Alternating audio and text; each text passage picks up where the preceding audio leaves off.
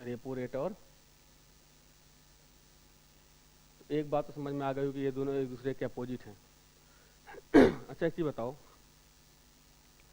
अगर मेरे पास पैसा ज़्यादा आया, मान लो मेरा पैसा बहुत ज़्यादा है, तो मेरा पैसा मेरे सामने तीन लोग हैं, एक बैंक और एक मेरा दोस्त और एक कोई कंपनी खोलने जा रहा है इन्वेस्टर्स।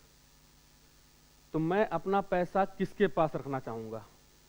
मैं पैसा उस व्यक्ति के पास रखूँगा जहाँ इंटरेस्ट कम भले मिले लेकिन सिक्योरिटी बहुत ज़्यादा हो, क्योंकि मैक्सिमम अगर इंटरेस्ट है, प्रॉफिट है, तो मैक्सिमम रिस्क भी होगा। तो हमें प्रॉफिट मिनिमम भी ना मिले और रिस्क हमारा मैक्सिमम कवर हो जाए। तो बैंकों के सामने भी ये प्रॉब्लम है।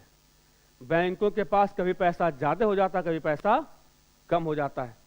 जब पैसा उनके पास ज़्यादा हो जाता है तो उनके सामने प्रॉब्लम ये है कि पैसा ओपन मार्केट में डालें, कि सरकार को दे दें, कि आरबीआई के पास दे दें, क्योंकि आरबीआई के पास, आरबीआई तो इस पे इनको रिटर्न देती है, इस पे देगी रिटर्न।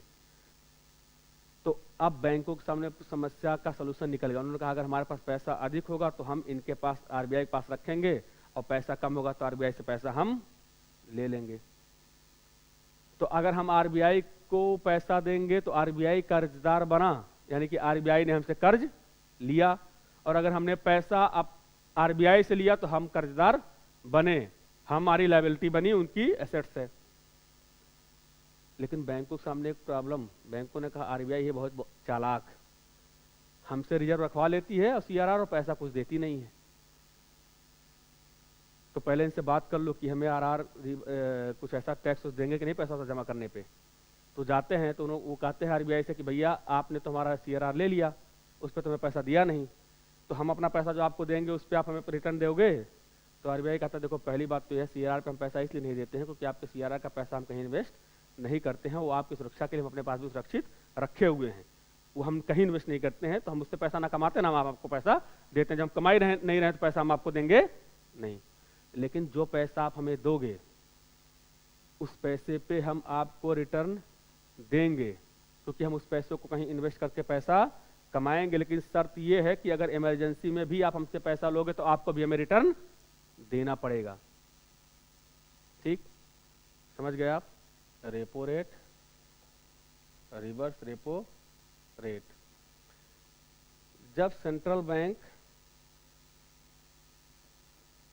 कमर्शियल बैंक को पैसा देता है, जब सेंट्रल बैंक कमर्शियल बैंक को पैसा उधार देता है तो उसके बदले कमर्शियल बैंक से क्या लेता है? Rate of interest. इसी रेट ऑफ इंटरेस्ट को क्या बोलते हैं? Repo rate. क्लियर ना? समझ गए? जैसे आरबीआई ने एसबीआई को पैसा दिया, एसबीआई उस पैसे को इन्वेस्ट करेगा ना, तो रूल ये है कि अगर आप हमारे पैसे को इन्वेस्ट करके पैसा कमा रहे हैं तो हमारे पैसे पे भी आपको हमें प्रॉफिट देना पड़ेगा। तो आरबीआई ने पैसा दिया एसबीआई को और एसबीआई ने पैसा दे दिया कार्तिकेय को, और इनसे ले रही हो टैक्स 9%, तो ये कहते हैं कि ठीक है हमको भी 7% आप दीजिए, 2% जो बचा वो आपका, वही आपकी कमाई है। अगर आपका पैसा मैं सीआरआर लेके कहीं इन्वेस्ट नहीं कर रहा हूं तो मैं आपको टैक्स नहीं दूंगा, लेकिन मेरे पैसे को आप इन्वेस्ट के लिए ले रहे हैं हमसे ना। आप रेपो रेट के तहत एक मिनिमम अमाउंट, एक मिनिमम समय में, लगभग मैक्सिमम 15 दिन के लिए आप पैसा ले रहे हो कि हम उस पर इन्वेस्ट करके प्रॉफिट कमाना चाहते हैं, तो उस प्रॉफिट का शेयरिंग तो आपको हमें भी देना पड़ेगा। तो जब आरबीआई या सेंट्रल बैंक किसी देश का उसके कमर्शियल बैंक यानी एसबीआई को पैसा उधार देता है तो एसबीआई उस पैसे पे जो रेट ऑफ रिटर्न देती है उसी को क्या बोला जाता है? Repo rate. क्लियर है? रिवर्स रेपो रेट इसका उल्टा हो जाता है। जब सेंट्रल बैंक इधर है, इधर कमर्शियल बैंक है, जब कमर्शियल बैंक इस सेंट्रल बैंक को पैसा देते हैं उधार के रूप में या अपना एक्स्ट्रा पैसा इनके पास जमा करते हैं, तो इसके बदले में वो सेंट्रल बैंक से भी क्या लेते हैं? Rate of interest. और इसी रेट ऑफ इंटरेस्ट को क्या बोलते हैं? Reverse repo rate. अब ये अपना पैसा इनके पास क्यों रखेंगे? हमने आपको बता ही दिया है, क्योंकि मैक्सिमम प्रॉफिट और मिनिमम रिस्क का खेल है। क्लियर है? तो रेपो रेट में पैसा देता कौन है? सेंट्रल बैंक किसको? कमर्शियल बैंक में। रिवर्स रेपो रेट में पैसा कौन देता है? कमर्शियल बैंक किसको? सेंट्रल बैंक को। क्लियर? इतनी बात क्लियर हो गई?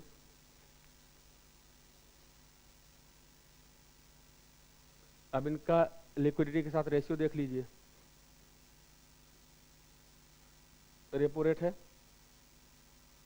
रेपो रेट के तहत पैसा बाहर निकलता है, और ये पैसा बाहर निकल कहाँ आता है? एसबीआई के पास।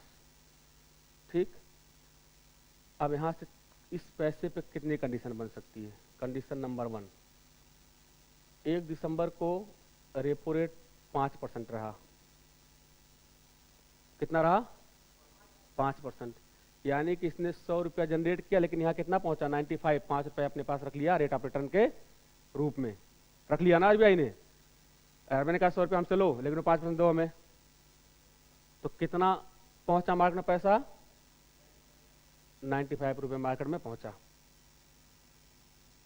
दूसरा केस, 2 दिसंबर को रेट कितना हो गया? 4%। आरबीआई ने 100 रुपया जनरेट किया, लेकिन इनके पास कितना पहुंचा?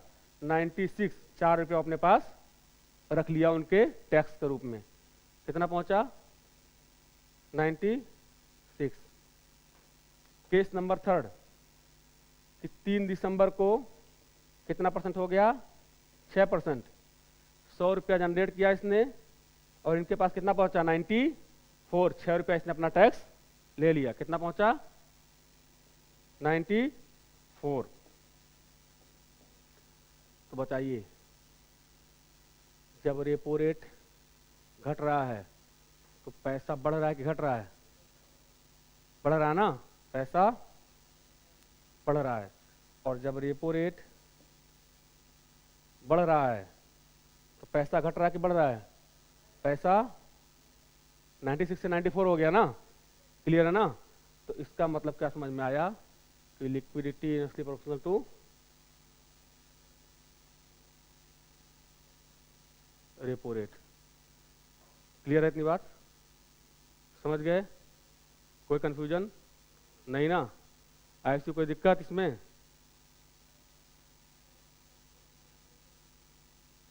हैं?